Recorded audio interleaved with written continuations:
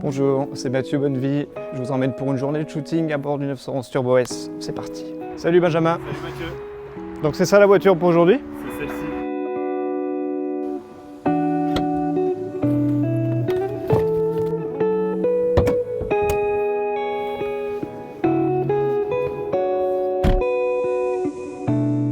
On est plutôt bien dans cette 911, mais je crois qu'on va y aller là.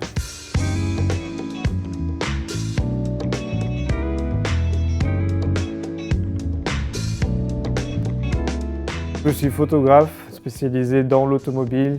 J'ai une double passion pour les voitures et pour la photo. J'arrive à combiner un petit peu mes deux passions dans le cadre d'événements, de shooting avec des marques, de choses comme ça. C'est toujours entouré de voitures.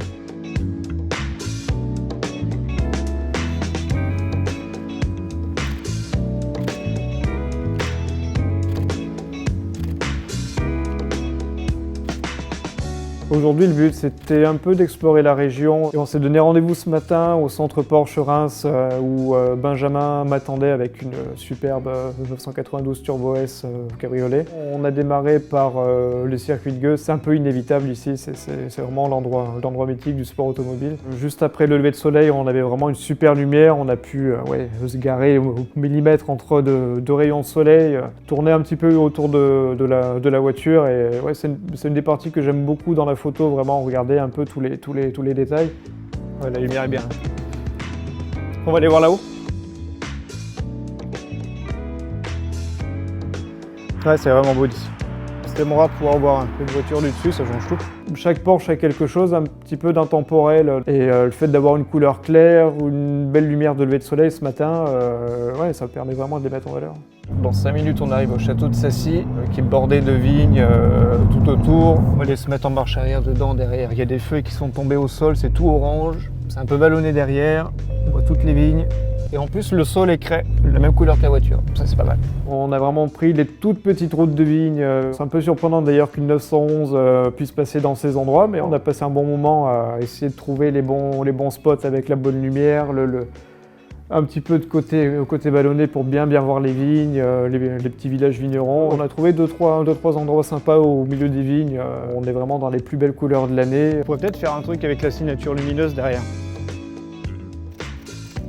C'est vrai que vu la voiture, c'était pas très compliqué. Il y avait juste à la poser à un endroit et je crois que peu importe là où on était, la voiture était belle. Finalement, la photo, c'est pas plus compliqué que ça. Il faut juste mettre le bon sujet au bon endroit avec la bonne lumière et puis c'est tout.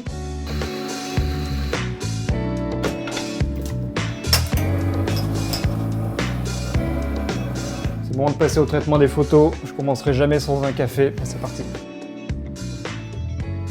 De retour au bureau, on va pouvoir commencer à importer les photos, regarder un peu ce qu'on a fait ce matin. On va faire un bon tri, essayer de faire une petite sélection et voir un peu ce que ça donne. Je pense qu'il y a pas mal de couleurs à travailler, c'était très joli ce matin, on a une belle lumière. Donc je vais essayer de faire un tri rapide, de sortir une petite sélection. Il y a des jolis détails, il y a un bel environnement, il y avait une belle lumière. Et on a beaucoup de photos de détails sympas. Je pense que c'est une voiture qui va bien se prêter au noir et blanc aussi. Il y avait de super détails avec des super reflets qui devraient vraiment super bien en sortir.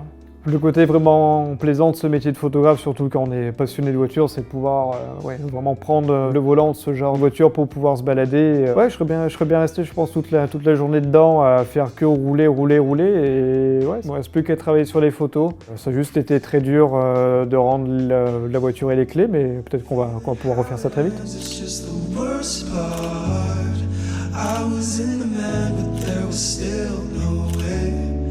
How was I to know that I was worse off?